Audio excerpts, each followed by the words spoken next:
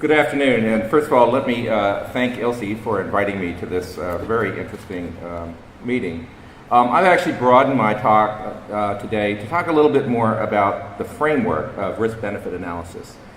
And risk-benefit analysis is something that we have been talking about for decades, but in fact, we don't really do it, or when we do it, we don't do it very well. And I guess I want to make the argument, and I think Bob will have something to say about this, that we ought to apply risk analysis to all the decisions we make about food, whether it's food safety and nutrition. And typically, I want to argue that that is not what we do. Okay. So, this is in the risk analysis field, this is a pretty old cartoon. A lot of people have seen it. And this represents the choice that consumers make, whether they know it or not, whether they're conscious about it or not. These are the choices that they make, and our government policies actually affect those choices. And the first thing I want to point out is when we go to look at the balance, risk and benefits of foods, we ought to always keep in mind what is it that's actually killing us, what's important. And I'll point out that nutrition, just heart disease alone, we have about 600,000 people per year dying. That translates to about $109 billion, which is the official cost of nutrition-related disease just for heart disease. But if you use a typical economist measure of valuing those deaths, it would be $3.6 trillion. Now compare that to food safety, 3,000 deaths per year and 48 million illnesses at a cost of $78 billion, or about 1/2% of the cost of bad nutrition. So the point of that is that nutrition often, if you do risk-benefit analysis, is going to trump some food safety concerns. So let me start with this. These are sort of three obvious principles. I think you look at them, you think, well, everybody knows that. But they tend to get neglected when we get to policy. So starting with the first one, all foods have risk and benefits. And the way I like to think about it is every single food is a bundle of risk and benefits. How much of a benefit or how much of a risk sometimes depends on how much of it you eat. Water, if you don't have enough of it, you die. If you have too much of it, you die. The same thing can be said of salt and many nutrients. The second principle is that calories actually remain constant. As much as we would like to see them change because of our obesity crisis, the fact of the matter is if you have a policy and you reduce the consumption of one food, people will eat another food, a so-called substitute, or vice versa. I think the absence of this principle is pretty much a driver of a lot of our current choices. And the point is, to the second principle, that if people stop eating one food or bundle of risk and benefits, they will eat another food, a bundle of risk and benefits. Forgetting these first two principles may send you in the wrong direction public health-wise. For governments, it may mean they introduce so-called iatrogenic risk, where the physician is the one who inadvertently actually causes harm. And so the rest of this talk is going to be about the analysis and management of these issues. Okay, so nutrition. What do we typically do in nutrition? Well, usually we focus on individual foods, and usually it'll be something like the caloric content of those foods, the nutrient content of those foods, or the ingredient in those foods. For food safety, we typically focus on a single hazard, whether it's chemical, microbiological, or physical hazards, but always on individual foods. Okay.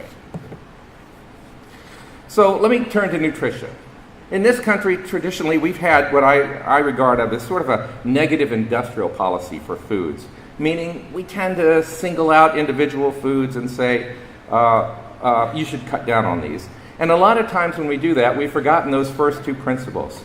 So here's some examples of some foods that over the years have been targeted. Meat, the target for meat goes way back to the couple centuries ago to the Battle Creek Sanitarianism. So Dr. Kellogg said he was concerned with the consumption of meat, alcohol, coffee, smoking, and overindulging in sex and spicy foods. It didn't end with him. In the 1970s, again, we focused on red meat and animal fats because of the total fat content. Interestingly, women ages 19 to 50 reduced their consumption of red meat, but their total fat consumption remained about the same.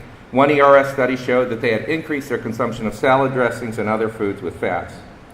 Our focus on animal fats it worked. We reduced our consumption of animal fats, and the food industry responded accordingly, because just as consumers replace one food with another, the food industry needs functional effects. So we reduced the amount of animal fats in foods, and that got us hydrogenated vegetable oils, or trans fatty acids. Nuts became a target for a while. They were considered bad because of cholesterol. Now they have health claims, and they're considered quite good for you. Sodas are one of the current targets right now, but if you look at some of the substitutes for sodas, the caloric content is about the same or sometimes higher. And one of the ones to most recently to be singled out are potatoes. USDA, based on one recall study, has decided that potatoes in any form will make you fat, and so they have adjusted their SNAP program so that you can no longer buy potatoes under the SNAP program. They forgot principle number one, perhaps. Potatoes also contain two widely underconsumed nutrients, fiber and potassium.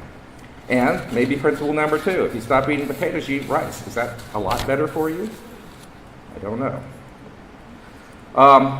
Eggs certainly have been on target a couple of times. First, it was because of egg yolks reduction, and then the recommendations were to reduce your consumption of eggs. Then it was salmonella in eggs, and once again, eggs got hit. Today, our eggs seem to be sort of back on the high side, and everybody's saying this is a good source of nutrition. What's the alternative to eating eggs? If you get people to, particularly kids, to cut down on eggs, is it sugar-sweetened cereals? I don't know. It's not just, in nutrition, it's not just the government and activists that have these policies. Consumers do it too. So in the 1990s, we had the Nutrition Labeling and Education Act, and we put on now the wildly popular Nutrition Facts Panel, and we allowed for health claims. Did they work? Well, not exactly as intended. If you think about the Nutrition Facts Panel, and you really wanted to use it well, you'd almost have to have an algorithm to think, okay, you have good things and bad things, how do I put all those together? Consumers don't bother to do that. In fact, I've asked most nutritionists, and they don't do it either.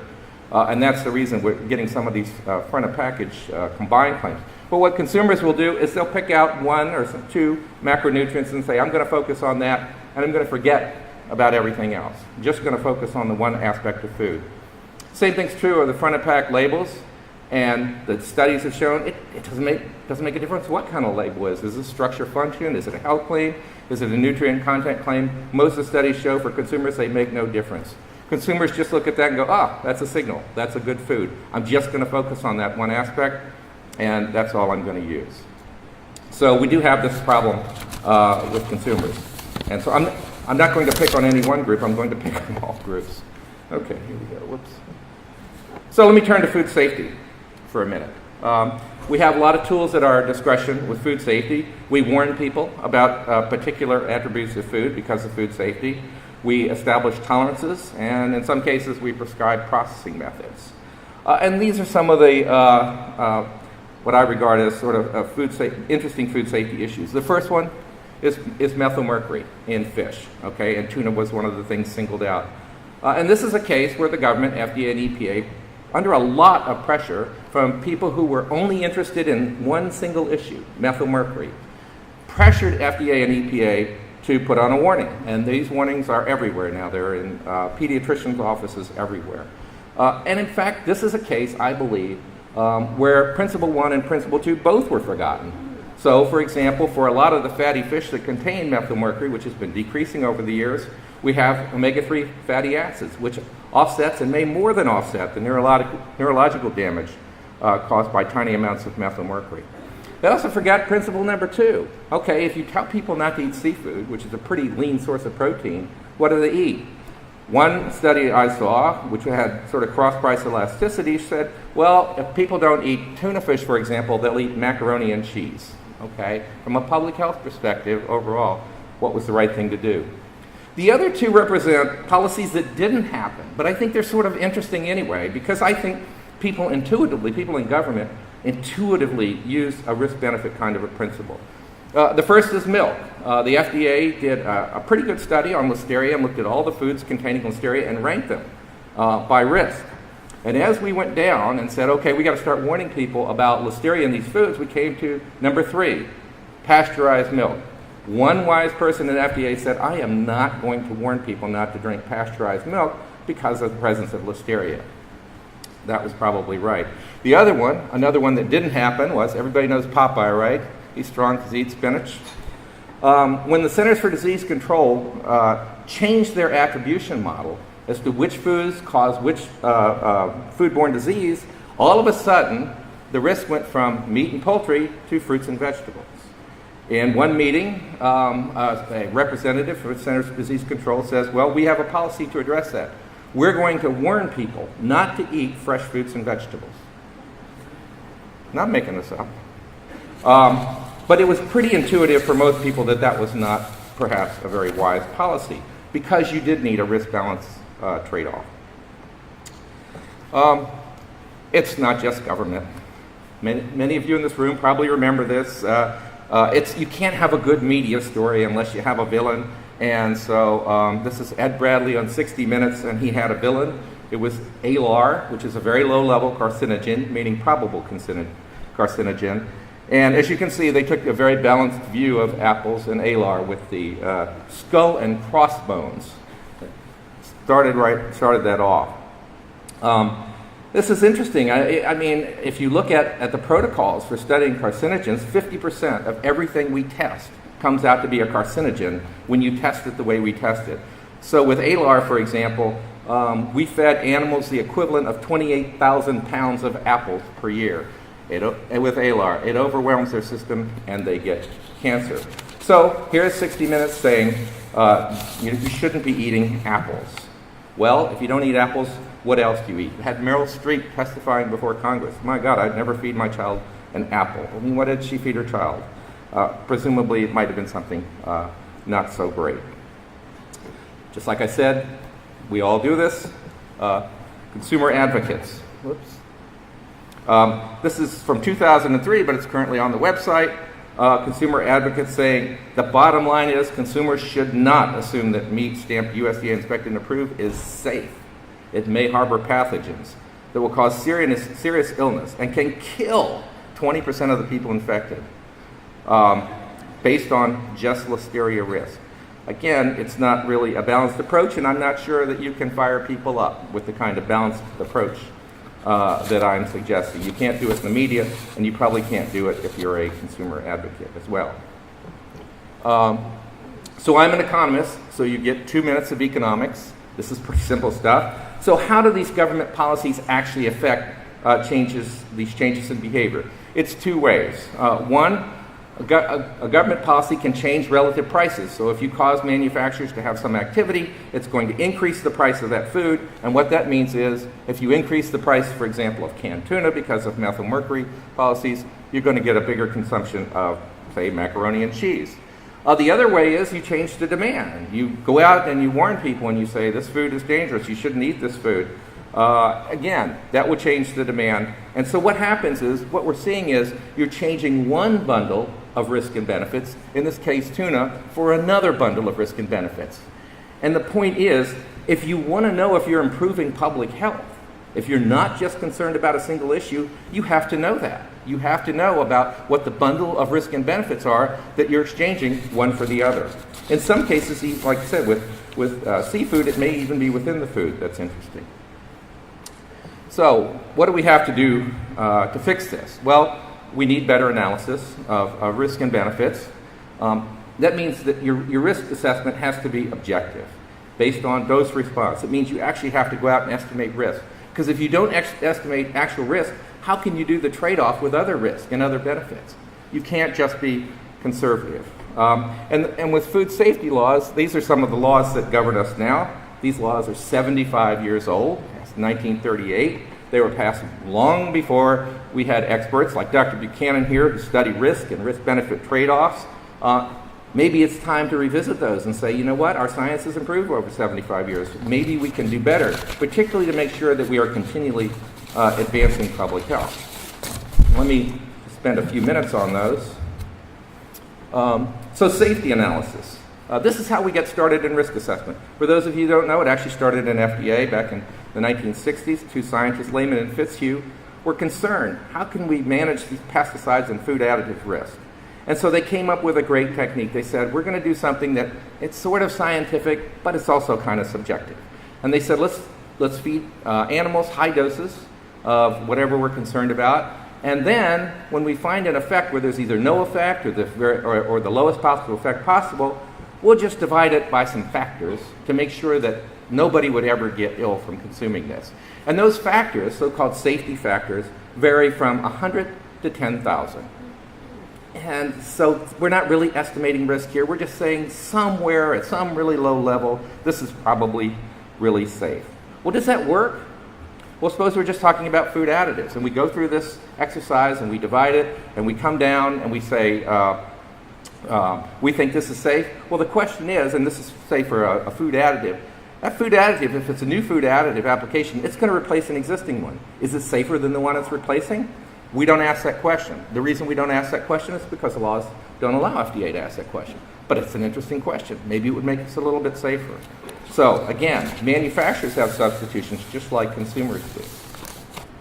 And then we have risk assessments. This is where we're not just picking a safe level. We're trying to say, what is the level of risk that this compound poses at a particular level of ingestion?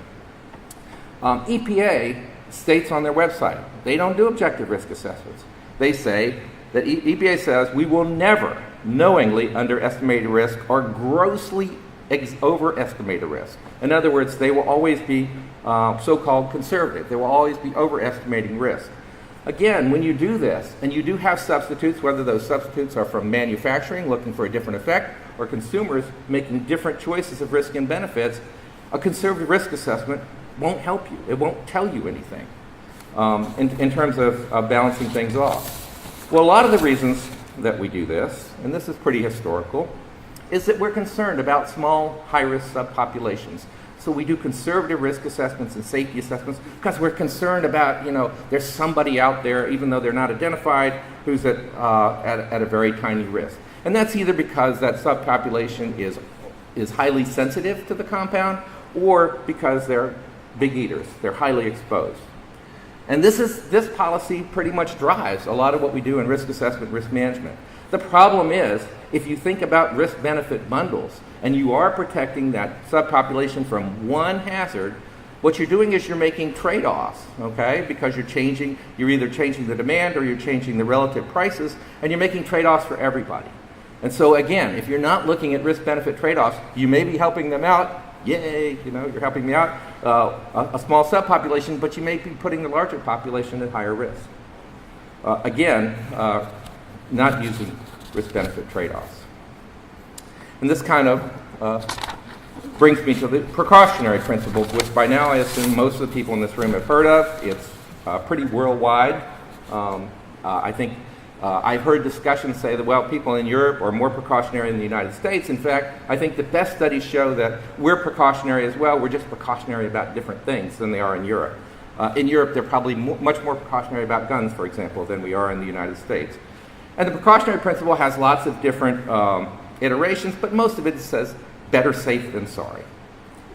And that kind of precautionary principle seems to apply to analysis too. I mean, if you do analysis that's conservative, that's kind of precautionary analysis. You're being precautionary about one particular hazard. I think by now it sort of ought to be obvious, if you are concerned about bundles of risk and benefits, precautionary principle doesn't make any sense at all. Why would you want to be precautionary about one particular hazard when you're not really balancing it off against perhaps a risk-risk trade-off, another risk, or you're balancing it off against perhaps the absence of benefits? From this standpoint, the precautionary principle makes no sense. And that kind of brings me to new products, nanotechnology, which is something that I did some research into, and all the other technologies. We tend to be prejudiced in this country. I know you hate that word, right? But we're prejudiced against new technologies. Why? What we have with the new technology is it's coming on, and a new technology generally will replace an older technology. So if we're just looking at just the risk of new technology, that doesn't make sense because it may be either making us safer by better medicine, or perhaps it's replacing an older technology that's less safe. Or we should be, in addition, we should be looking at the risk and the benefits of new technologies, but we don't typically. And one of the issues with this kind of approach is it discourages innovation. So if you have a policy, and this applies throughout all of these things, where you can't say, you know what, I've created a safer product than the one existing on the market. If you're only analyzing that product as it is, and that's your policy, and it extends over time, eventually you see less innovation because people are saying, well, why should I innovate if I make a slightly better product, but it can't be accepted because it won't pass the current protocols, then you get less innovation. So again, I would argue for risk-benefit analysis, not just based on existing products and existing rules, but for new products as well, such as nanotechnology, which holds a tremendous amount of promises. I'm sure many of you have read in medicine, it holds a tremendous amount of progress, and in food safety, such as food safety packaging, where the package could alert you to the fact that the product is going bad, for example. And I think there's already been a great deal written about that. Thank you. I'm going to make it too. So what should we do about all this? Well, to start with, we have to do a better job assessing and managing risk. So assessing, we've got to do risk trade-offs. We've got to do risk-benefit trade-offs. These things are data intensive, and for those scientists in the room, I know you're going, yeah, more data, love that. And for management, literally, we've got to be allowed to make those trade-offs. Those existing laws that we have really aren't going to do that. And we've got to, in both analysis and management, acknowledge the three principles that I talked about. That all foods are bundles of risk and benefits, that if you take one food away, another one will take its place. And then if you fail to consider those, you may not be addressing public health. Now, one thing that I haven't really talked about is, in a lot of these analyses, we have a tremendous amount of uncertainty. So I talked about safety analysis, where we have factors that range between 100 and 10,000. The same thing is true of risk assessment. I saw one air risk assessment model, and this was back when we didn't use linear to low dose extrapolations. And the risk varied, but depending upon which mathematical model that you picked, by 10 to the 23rd.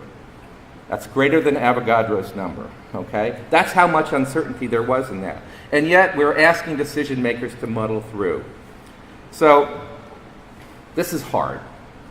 It's hard. It's a lot of data. It's a lot of it's going to require a lot of judgment on the part of decision makers to sort of muddle through that uncertainty. And we're going to expend a lot of heat in terms of brain power and electrical power trying to calculate all these things. So I guess one thing I would like to end with is say, perhaps in some cases where the uncertainty is so overwhelming, perhaps there are some times when we just shouldn't do anything. And I know, having been in the public health government arena for a long time, that's extremely difficult to do because you always get pressure to do things. But sometimes maybe we ought to just be humble about whether or not our policy is actually going to improve public health or not. And in that humility, we shouldn't actually act. And so I'd like to end with Yogi Berra, who said, "It ain't the heat, it's the humility." Thank you.